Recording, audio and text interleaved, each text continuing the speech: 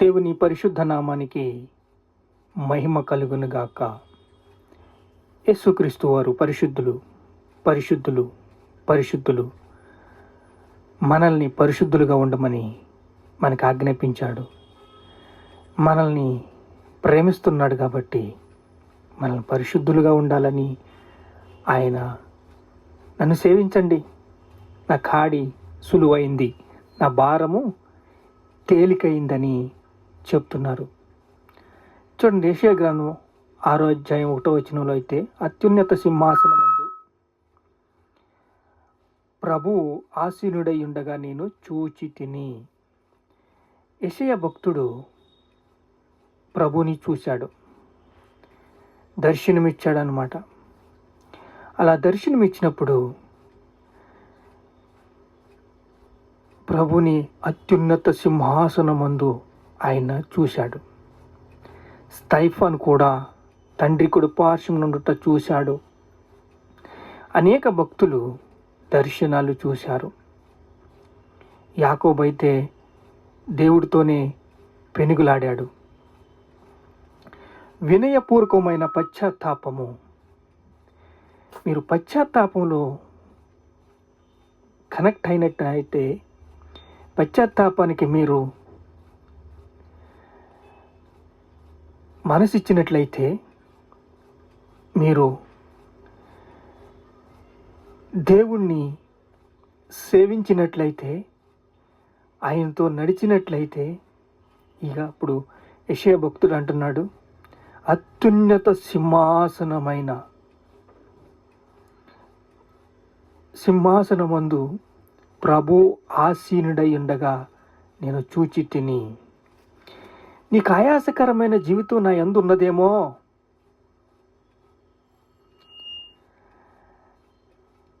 పరిశుద్ధుడు పరిశుద్ధుడు పరిశుద్ధుడు అని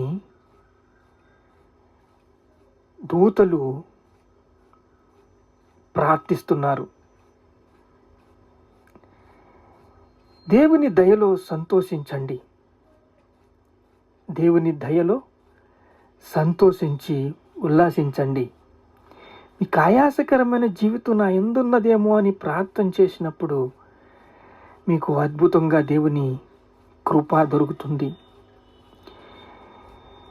ఆదరణ, పరిశుద్ధాత్మ యొక్క ఆదరణ, దేవుని ఆప్యాయత, కృప, దయ మీరు పొందుకోవాలంటే, అనురాగం, అనుబంధం మీరు పొందుకోవాలంటే దేవుని ఆశ్రయించండి, దేవుని సేవించండి. ఆప్యాయత, అనురాగం రెండిట్ల మధ్య బంధము బలపడాలి. చూడండి, 6వ అధ్యాయము యెషయా గ్రంథం 3వ వచనంలో, సర్వలోకము ఆయన మహిమతో నిండి ఉన్నది అని గొప్ప స్వరముతో గాన ప్రతిగానములు చేయుచుండిరి. పరిశుద్ధుడు పరిశుద్ధుడు పరిశుద్ధుడు. గాన ప్రతిగానములు చేస్తున్నారు. వారి కంఠ స్వరము వలన గడప కమ్మలు పునాదులు కదులుచూ మందిరము ధూపము చేత నిండగా పరిశుద్ధుడు పరిశుద్ధుడు పరిశుద్ధుడు అని దేవుణ్ణి ఆరాధిస్తున్నారు. శరావుల మధ్యలో బలిపీఠము మీద నిలబడి ఉన్న ఒక ఆయన వచ్చి నిప్పును తెచ్చి ఎగిరి వచ్చి నోటికి దాన్ని తగిలించి, నీ పాపములు ప్రక్షాళనలు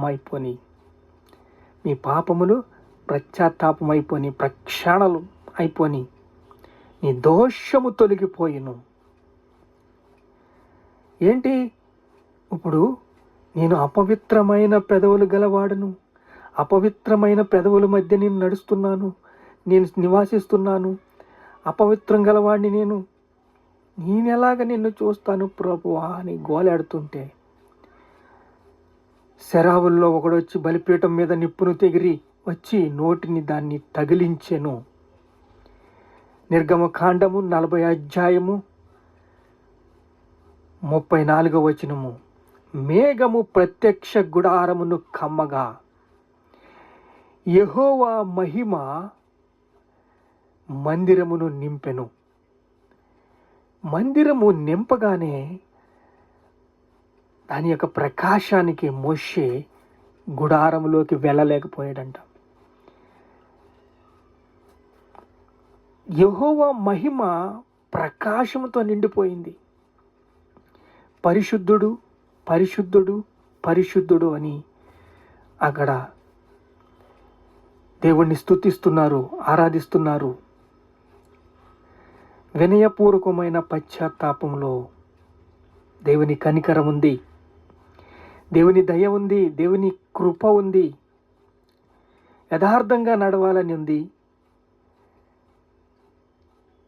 నా ఉద్యోగంలో ఎదిరిస్తే మా బాస్ ఉద్యోగం తీసేస్తాడు, పోతే పో అంటాడు. నేనేం చెయ్యాలి?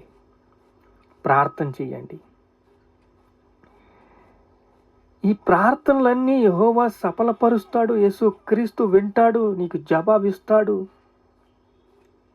ఉట్టు చేతులతో నిలబడబాక.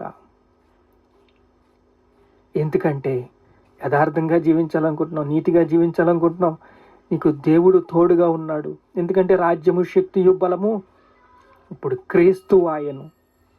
క్రీస్తులో నువ్వు ఉన్నట్లయితే ప్రార్థన చేస్తావు, దేవుడి మీద ఆధారపడతావు, అనేక జనాల్ని దేవుళ్ళలోకి నడిపిస్తావు. సెరావులు మహాదూతలు, గబ్రియేల్ మహాదూత,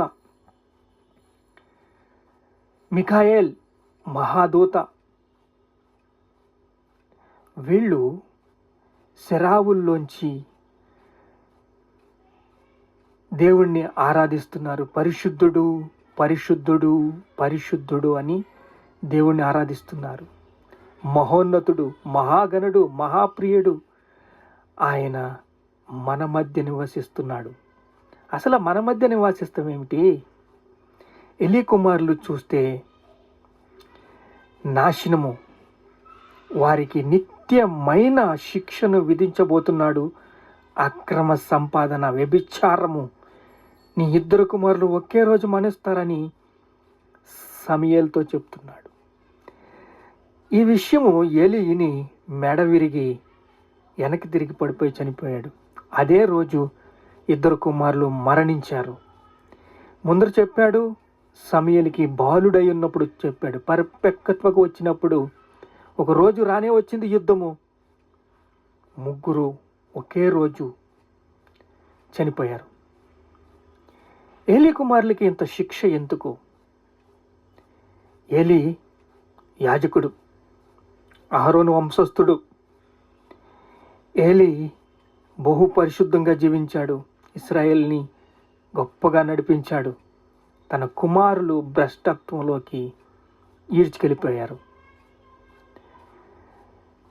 దేవుడు మనల్ని ఎందుకు హెచ్చరిస్తున్నాడు అంటే, పాపము మిమ్మల్ని పట్టుకుంటుంది, పాపానికి దాసులవ్వకండి. అత్యున్నత సింహాసనమందు ప్రభువును ఆసీనుడయుండగా నేను చూచితిని. దేవుణ్ణి చూశాడు ఎవరు? యేసయ్య. ప్రవక్తల మాటలు చూడండి, యేసుక్రీస్తు వాక్యము, అడుగడుగున వాక్యము. ఎందుకంటే శత్రువుని జయించాలి అంటే యేసుక్రీస్తులోని మీరు ఉండాలి, మీలో వాక్యం ఉండాలి. మీలో వాక్యం ఉన్నప్పుడు మీరు యథార్థంగా జీవిస్తారు, నీతిగా జీవిస్తారు. ఎప్పుడైతే యథార్థంగా జీవించాలి, నీతిగా జీవించాలి, పాపం లేకుండా జీవించాలి అంటే మీలో వాక్యము ఉండాలి. మీ హృదయంలో బగబగ బగబగ వాక్యము మండాలి.